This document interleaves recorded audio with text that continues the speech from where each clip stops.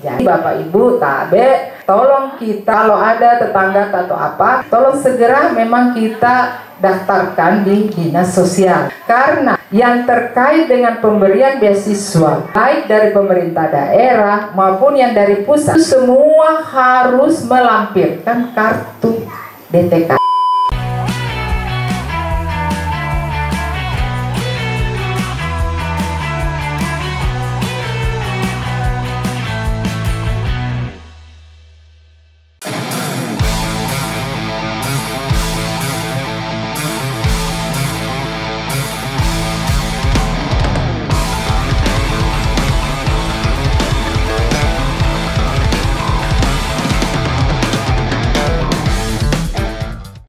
Assalamualaikum warahmatullahi wabarakatuh.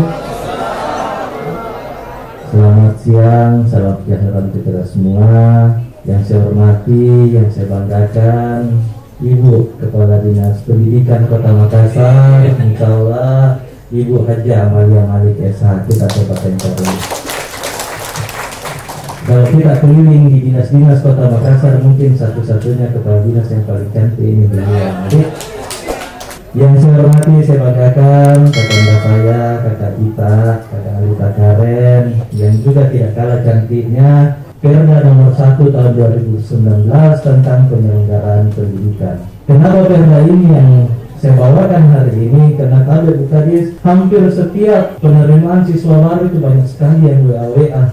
Pak Ari, tidak sekolah anakku, bagaimana ini jalur sonasi dan lain-lain. Oleh karena itu, biar tidak ada kesalahpahaman, bukan kita tidak mau membantu atau seperti apa, tetapi memang ada aturan yang memang sudah tersentralisasi dari pusat yang mengatur bahwa sistem sonasi sudah mulai diterapkan. Memang akan ada beberapa perbaikan yang harus dilakukan oleh pemerintah Kota Makassar, mulai dari penyetaraan sekolah, kemudian perbaikan sekolah, sehingga tidak ada lagi sekolah-sekolah yang dikatakan bahwa ini sekolah unggulan, ini sekolah ini, tetapi harus disetarakan dulu sekolahnya, kemudian sistem zonasi ini bisa berjalan dengan baik dan diterima dengan baik warga khususnya Kota Makassar. Saya serahkan kembali kepada Kakak Latif untuk membantu kegiatan ini.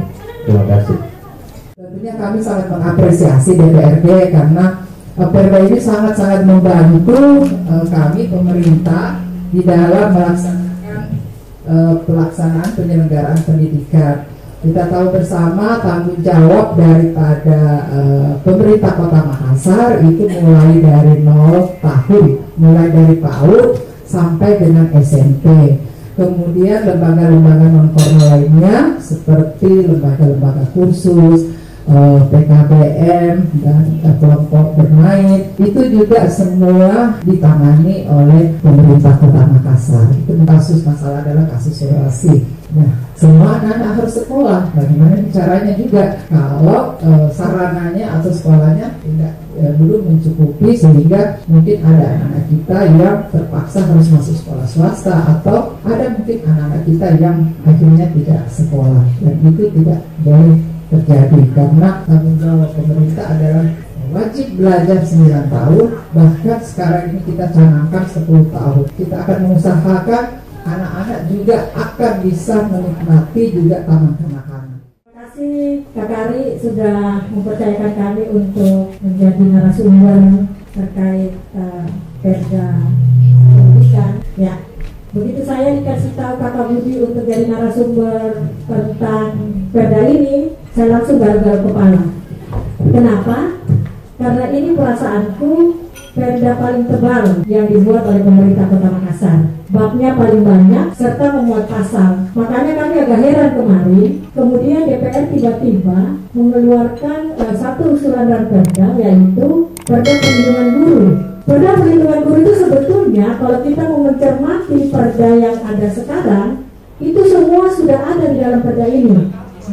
Dan Perda ini juga merupakan Perda inisiatif anggota Dewan di tahun 2019. Perda ini ya, penyelenggaraan pendidikan untuk menjawab kebutuhan akan pelimpahan wewenang dari SMA atau SMK yang semula di Makassar beralih ke provinsi.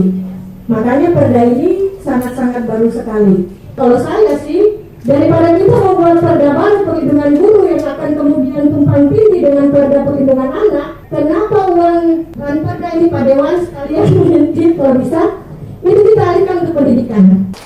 Kami pemerhati anak-anak sudah sempat beberapa kali mendiskusikan ini. Kalaupun tidak bisa membuat gedung baru, setidak-tidaknya gedung yang ada itu dimanfaatkan. Pagi mungkin bisa dipakai anak sekolah SD. Siang itu kan SMP bisa masuk di situ. Itu mungkin yang dimaksudkan terintegrasi oleh Ibu Kadis. Nah, seperti itu. Nama saya Ibu Rosmiati, saya dari Partai Kiri. Saya mau bertanya, apakah bantuan atau beasiswa untuk anak-anak sekolah dasar, SMP, SMK itu diatur oleh dinas atau hanya untuk yang mempunyai kartu prasejahtera saja, Ibu? Karena selama ini saya selaku orang tua siswa dari anak SMK, anak SMP dan saya tidak pernah mendapatkan bantuan sama sekali. Baik. Oke. Masyarakat juga melihat tidak mungkin masyarakat memasukkan anaknya pada sekolah SD, SMP yang sarana prasarananya sangat minim. Sehingga dia ingin memilih SMP yang berkualitas, khususnya yang lengkap sarana prasarananya. Ini barangkali perlu agar ada data bahwa SMP atau SD di mana yang sangat membutuhkan bantuan sarana prasarana, sehingga masyarakat akan bebas memilih untuk pendidikan yang berkualitas. Jadi menarik tadi pertanyaan pertama dan yang kedua, tapi yang pertama tadi lebih menarik saya rasa, karena persoalan zonasi itu saya rasa ada yang senang, tapi rata-rata mereka senang karena berdekatan rumahnya seperti itu. Persoalannya sekarang untuk memajukan dunia pendidikan bukan hanya otak, tetapi yang harus perhatikan pakaian dan perut. Makanya tadi pertanyaan Ibu tadi dari SD sampai SMA itu tidak mendapatkan bantuan. Nah, saya melihatnya begini, Pak Bu, mungkin pendataan yang kurang akurat atau setidaknya ada penyakit nepotisme seperti itu. Jadi saya pribadi tolong Ibu nanti jadi kadis, selain sistem zonasi dan perbaikan gedung dan tempat sistem pendidikan yang mau dia integritas atau apa, tolong diperhatikan juga masalah pakaian dan perut. Terima kasih. Assalamualaikum warahmatullahi wabarakatuh. Terima kasih. Pertanyaan-pertanyaannya bagus sekali. Kalau anak-anak berprestasi, kalau dia nanti mendaftar PPDB tahun depan, itu yang bisa memilih sekolah di mana saja dia mau. Kalau dia berprestasi, apakah dia berprestasi secara akademik ataukah dia berprestasi secara non akademik? Non akademik itu olahraga, ya, atau kesenian, iya, seperti itu. Itu ada kuotanya.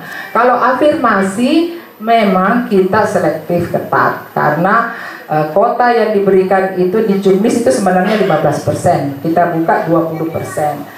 Afirmasi ini harus betul-betul yang terdaftar di DTKS. Jadi Bapak Ibu Tabe, tolong kita kalau ada tetangga atau apa, tolong segera memang kita daftarkan di dinas sosial, karena yang terkait dengan pemberian beasiswa baik dari pemerintah daerah maupun yang dari pusat, ada dari pusat. Dari pusat itu semua harus melampirkan kartu DTKS-nya. Tidak bisa tidak, karena itu yang menjadi dasar kita. Demikian itu pun yang untuk mendapatkan kartu mendapatkan beasiswa dari pusat yang KIP, ya. Itu juga harus kita kirim datanya ke pusat bahwa dia adalah memang penerima atau masuk di data DTKS. Itu yang selalu menjadi masalah karena tidak memiliki kartu DTKS. Nah, itu persyaratan utamanya, ya, kurang mampu. Apakah ada surat keterangan dari kelurahan dan sebagainya, itu menjadi dasar kita. Ada anak yang tahun lalu masuk tidak pernah lihat sekolahnya, tidak pernah lihat temannya. Senangnya kesian, aduh, betul-betul dia baru tahu itu di sekolahnya, baru dia senang pakai bajunya, walaupun dia pakai di rumahnya, Apalagi orang tuanya, wih senangnya. Berhenti menjadi guru nih, sakit kepala bu nih. Sampai bahaya Ki, kalau ini berlarut-larut tidak dibuka PTM, banyak Ki berurusan dengan Bu Ita. Karena banyak nih kekerasan anak, dimarah-marah terus itu anak bodoh. Udah deh, kalau perlu ada yang dicubit. Kekerasan pada anak ini psikis ya. Semoga semuanya permasalahan-permasalahan secara bertahap akan kita bisa selesaikan. Terima kasih. Kedepannya pemerintah Kota Makassar bisa lebih memfokuskan terkait yang penyetaraan tadi Bu, sehingga tidak ada lagi sekolah yang namanya sekolah unggulan, sehingga semua masyarakat dan anak yang ada di Kota Makassar itu bisa happy pada saat mereka diterima oleh sekolah dimanapun dia berada di sekitaran rumahnya. Karena memang tidak tertutup kondisi yang ada saat ini bahwa seluruh orang tua itu mau anaknya sekolah di tempat yang terbaik. Sementara belum tentu zonasi yang ada dekat rumahnya sesuai dengan harapan standar sekolah yang diharapkan oleh orang tua murid. Sehingga memang saya sangat berharap pemerintah Kota Makassar bisa secepat mungkin berbenah diri terkait sekolah-sekolah yang ada di Kota Makassar, sehingga standarisasi dari sekolah A, sekolah B, C, dan D itu semua setara.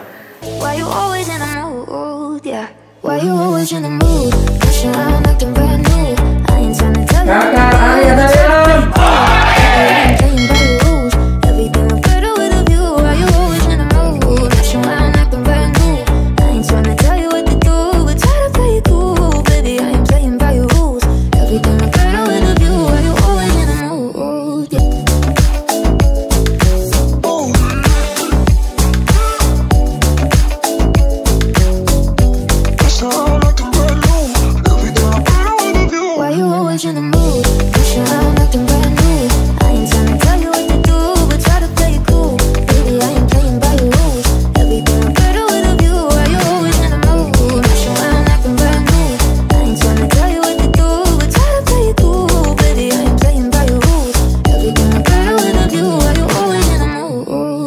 Jangan lupa di like, subscribe, dan di share. Semoga bermanfaat.